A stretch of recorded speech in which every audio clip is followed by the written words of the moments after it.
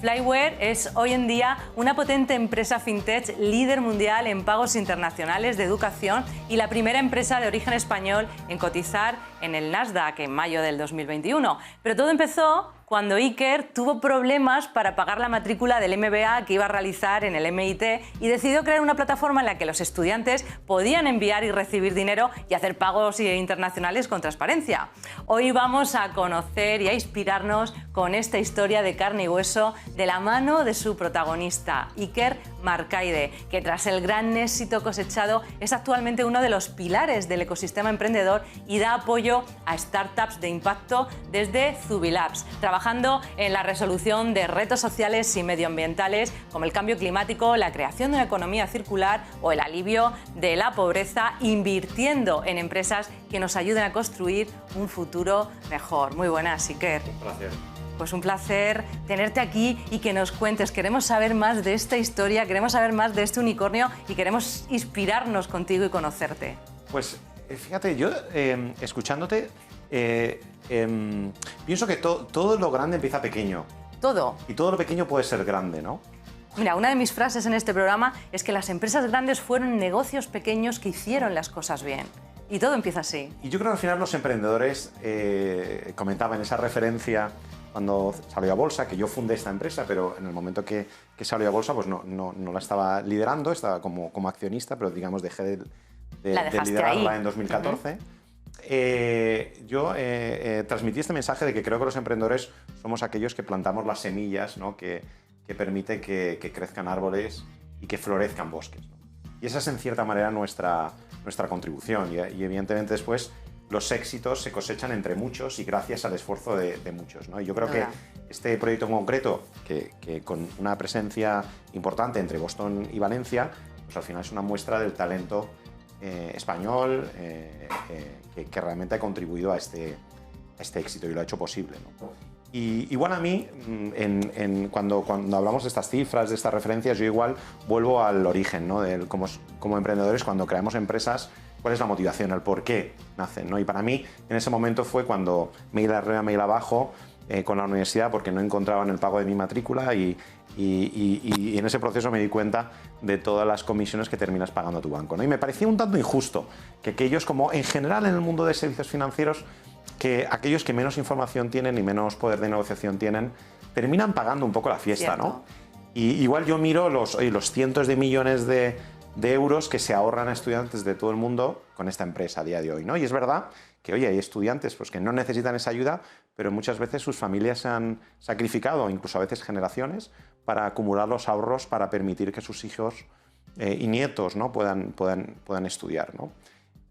Bueno, así es como nace todo, de esa necesidad. Normalmente es una necesidad personal que detectamos en nuestro entorno y es cuando las mentes y ese gen emprendedor del que tanto yo hablo aquí se pone a crear y la maravilla de encontrar por el camino esa puesta en marcha y hacer ese sueño realidad. Enhorabuena por ello, pero cuéntanos también cuando en 2013 vendes tu empresa. ¿Cómo se vive eso, ¿no? ¿Y cómo lo vives ahora desde fuera? Bueno, realmente no la vendí, o sea, sí que como emprendedor sentía que tenía que estar de alguna manera vinculado, ¿no? En este caso no desde la administración o la operación, pero sí siendo un socio, siendo un accionista, ¿no? Entonces, en 2013 para mí igual, pues después de 4 años acababa yo entre Boston y Valencia, estaba un mes en cada sitio. Sí, porque recordamos que tenéis sede en Boston y sede en Valencia, o oficinas en Valencia. En su momento tenía sedes en estas oficinas y después ha abierto por todo el mundo, ¿no? Sí. Pero yo nace mi primer hijo, ¿no? En ese momento, a final de 2013, y tengo un momento de reflexión, ¿no? O sea, al final, igual en ese momento la empresa estaba suficientemente madura, con un gran equipo, inversión, etcétera, y ya era líder global en pagos educativos, como para decir, ostras, pues igual es el momento de dar un paso atrás, ¿no? Yo siempre he dicho que los emprendedores casi no deberíamos ser el cuello de botella de nuestras propias empresas, ¿no? Que tengan vida propia, ¿no? Esto es un poco como con los hijos, ¿no? En cierta manera, que cogen vida propia. Y en ese momento yo di un paso atrás y digo, ostras, vuelvo a Valencia y decido, oye, pues como un punto de inflexión, bueno, ¿qué quiero hacer con mi vida? Digamos, ¿a qué quiero dedicar mi energía y mi tiempo, ¿no? Y casi igual inspirado por mi hijo, pues tomo un camino muy distinto igual al que venía haciendo, ¿no? Hasta entonces era, montas una empresa, eres el CEO, la lideras Y en ese momento digo, ostras, pues ¿por qué no puedo orientar mis esfuerzos a crear empresas que busquen resolver retos sociales y ambientales, como comentabas? Sería impacto, pero además no siendo el CEO de esas empresas, sino cofundándolas con otros emprendedores, ¿no? Y siendo una plataforma que permita a la gente alinear sus motivaciones, su propósito con su trabajo, ¿no? Porque no todo el mundo, oye, pues también puede permitirse estar X años, ¿no? Sin un salario, asumiendo todas las inversiones, etcétera, etcétera. Entonces queríamos jugar un papel ahí. Bueno, y devolver también en parte a la sociedad algo de lo que la sociedad nos da, ¿no? Desde luego has dicho algo muy importante, ¿no? Que también nos cuesta mucho a los emprendedores, desprendernos del día a día de nuestra empresa y tomar la decisión de dar un paso atrás y decir, bueno, arranco otros proyectos en este momento. ¿En qué momento se siente que hay que dar ese paso atrás? Porque también vivir, llegar a ser un unicornio tiene que ser algo muy importante. ¿Cómo lo viviste tú? La verdad es que yo creo que como emprendedor es complicado, ¿no? El plantearse eso. Yo creo que tener las cosas muy claras, ¿no? Si quieres crear una empresa que esté muy vinculada a tu persona, o quieres crear una empresa que resuelva un problema, que tenga una misión y por tanto una vida un tanto más independiente, ¿no? Y creo que eso influye mucho a la hora de reclutar el talento, ¿no? De permitir al talento crecer, etcétera, etcétera, ¿no? Y de los socios también que uno va sumando, ¿no? Yo igual, para mí, o sea, yo no vengo de una familia emprendedora, yo vengo de una familia muy normal, ¿no? Española. Igual para mí fue en el momento que empecé a dar vueltas a algo que no me lo quitaba de encima, cuando dije, ostras, tengo que hacer algo al respecto, ¿no? Y es cuando estaba haciendo el máster en Estados Unidos. Y igual en ese momento, cuando montas algo, y no era la primera idea que igual me pasaba por la cabeza, ¿no? Pero era aquella que no me podía realmente quitar de encima y le empecé a dedicar tiempo. Igual te cambia un poco la barrera de qué es posible o qué no es posible, ¿no? O sea, al final, con una idea, sea mejor o peor, ¿no? Pero con un equipo comprometido, yo a veces veo las empresas como un instrumento fantástico para aunar energías, pasiones, ¿no? Visiones, y al final con un equipo alineado las cosas que puedes hacer, ¿no? Es increíble.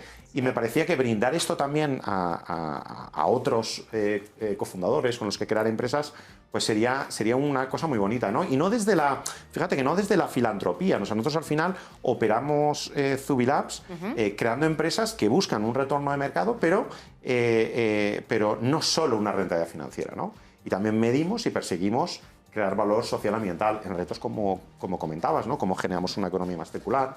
Pues por ejemplo, ¿no? Pues empresas como Cocircular, que evita que residuos de los procesos de construcción terminen en el vertedero. Y el año pasado evitó 200.000 toneladas que terminan en el vertedero, ¿no? Y esto es un equipo fantástico que está súper comprometido, ¿no? Y da gusto lo que están logrando. Y como muchos otros ejemplos, ¿no? Todo eso es lo que hacéis en Zubilabs. Pues unís proyectos de impacto, proyectos de economía circular y bueno, incluís proyectos como Imagine Montessori School o como el barrio La Pinada. Sí. Cuéntanos un poco sobre estos proyectos. Pues sí, esto fue buscando, el colegio fue el primer realmente proyecto de Zubilabs, fue buscando colegio para mi hijo y me llamó mucho la atención cuando visitaba los colegios, pues me recordaban a como igual yo había estudiado, ¿no? Educación muy dirigida, muy dictada por el profesor y dijo, ostras, la verdad es que hoy en día lo que querría son chavales curiosos, autónomos, que disfruten aprendiendo, etcétera, ¿no? Y esto lo compartí con dos amigos y dijimos, oye, ¿por qué no creamos nosotros un colegio? Y así nació Imagine Montessori School, que a día de hoy tiene unos 300 niños, hasta 13 años, y irá creciendo hasta los 18 años. Tenemos 2 colegios en Valencia, y ahí después pensamos en cómo sería un entorno que permitiera pues fomentar esa comunidad del colegio y que, por ejemplo, pues los niños volvieran a jugar y crecer jugando en las calles, ¿no? Y estuviéramos rodeados por más verde y menos gris. Y así nació casi el sueño de Barrio La Pinada, como un barrio, como un ecobarrio con objetivos ambientales y sociales muy ambiciosos que nos permitieran contribuir al debate y reinventar las ciudades. Es un proyecto que actualmente está en fase de diseño y tramitación. Con lo cual no te conformas con crear un unicornio, sino que además creas un colegio que ayer mismo me han chivado que recibisteis un premio como ejemplo de sostenibilidad, con lo que enhorabuena. Luego, además, creas un barrio. Pues bueno, ¿y ahora qué más vas a crear? Bueno, ahí empezamos con ese, hasta que llegamos a COVID, ¿no? Digamos, hasta ese momento estábamos creando proyectos. Y entonces nos plantamos en COVID y veíamos empresas como lo estaban pasando muy mal, algunas empresas que no estaban muy bancarizadas, con lo cual tampoco les llegaban los préstamos ICO, que igual no estaban en sectores que eran muy atractivos para los inversores en ese momento. Y dijimos, ostras, esto no puede ser estas empresas, ¿cómo no podemos hacer algo al respecto? Voy a ¿no? crearme un barrio. Y entonces ahí empezamos una segunda área dentro de Zubilabs de movilizar capital de nuestro y de coinversores para invertir en empresas, ¿no? Que es Zubicapital, que además Zubicapital, te iba a preguntar Lucas ahora para él. Estuvo aquí y de ahí aquí. nace, digamos, amplía nuestro abanico de actuación, decir, bueno, no solo podemos resolver retos creando empresas, ¿no? Sumando talento y sumando coinversores en estas empresas, pero también, ¿por qué no podemos invertir en empresas terceras?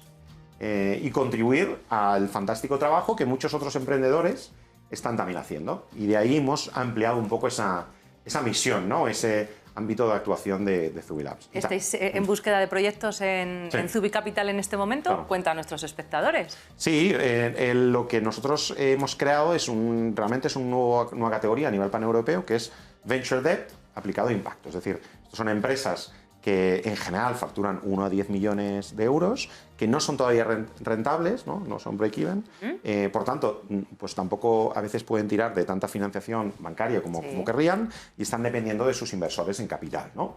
Entonces nosotros, si son empresas alineadas, digamos, por ejemplo, con los ODS o temáticas de impacto, pues nosotros entramos con financiación. Suelen ser pues, de 250.000 a 2,5 millones más o menos los tickets con lo que entramos, y es un préstamo que se retribuye en un tipo de interés, pero también una pequeña participación en la empresa, ¿no? Entonces, siempre como Venture Debt, con esa figura. Con deuda. Esta es la primera estrategia. Digamos que Zubicapital irá creciendo. Lo que queremos es ir creando distintas estrategias donde resolvemos o rellenamos piezas del puzzle que pensamos que son relevantes en este mundo de la inversión de impacto. El primero es este, y estamos ideando muchas otras cosas divertidas que pensamos que pueden realmente contribuir a esta misión de un futuro mejor. Bueno, pues ahí estamos seleccionando proyectos en Zubicapital, también proyectos de impacto. Me interesa mucho tu opinión también en este sentido. Tú has vivido, has estudiado en Estados Unidos y como emprendedor ya de éxito, ¿qué diferencias, qué le falta a España para alcanzar ese nivel de formación y de emprendedurismo? Bueno, yo diría que hace 12 años, cuando fundé mi primera empresa, era un panorama muy distinto al actual, ¿eh? Sin duda. O sea, yo creo que hoy en día, desde España, con el talento que hay y básicamente podrías montar una empresa de lo que sueñes mientras estés conectado con el mundo, no aislado. Y diría desde cualquier parte de España, si realmente estás conectado y reconoces que bueno, los mercados son globales, las tendencias son globales, y yo creo que al final, bueno, Valencia, donde estamos basados, pero muchos otros ecosistemas en España están activos, vibrantes, dinámicos y todas las patas, ¿no? Desde colaboración público-privada, el capital, el talento, casos de éxito, ¿no? Donde también el talento... Sí, pero aún así aún sentimos que falta mucho para llegar al nivel de las inversiones, de la rapidez de inversiones de Estados Unidos, de la agilidad de inversiones y de poder hacer proyectos realmente grandes. Al final, esto del jardín del vecino siempre parece más verde. Estamos dentro del jardín. Yo soy por definición optimista y creo que primero tenemos que poner en valor lo que tenemos, sin duda, tener confianza en nosotros mismos y que podemos hacerlo. Porque si no, a veces, si no entramos en un loop de pesimismo y de autocrítica... Y yo creo que al final, a veces también las cosas se idealizan, ¿no?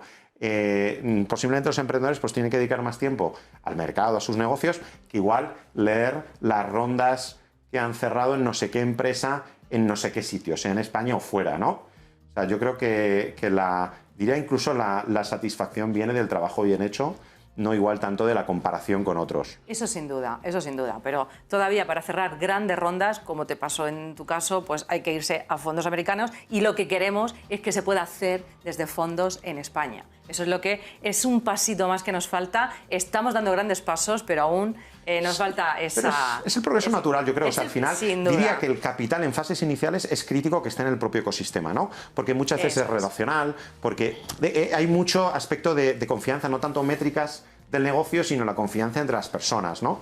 Y yo creo que eso ha ido evolucionando, ha ido desarrollándose y está, ¿no? Sí. Pero evidentemente a medida que las rondas o las necesidades de capital son más grandes, creo que también el abanico es como con los niños, ¿no? Si estás pensando en educación infantil, pues igual no te estás planteando que se vayan a Singapur a estudiar, por decir algo, pero igual cuando tienen 18 años el mundo es plano, ¿no? Entonces y ya tienen como más madurez, ¿no? Pues yo creo que las empresas es lo mismo, o sea, al final tenemos que asumir que cuando llegan unas ciertas fases, pues estás en un mercado global donde bueno, pues tus fuentes de financiación son globales. Y yo creo que bueno, eso también te permite en cierta manera también ser competitivo a nivel global, ¿no? Porque te están invirtiendo gente que está mirándote a ti o otra empresa en el otro extremo del planeta, ¿no? Sin duda, pues con ese mensaje nos quedamos. Iker Marcaide, muchísimas gracias por compartir tu sueño, por compartir tu experiencia con nosotros y con nuestros espectadores en Negocios de Carne y Hueso. Un placer, gracias.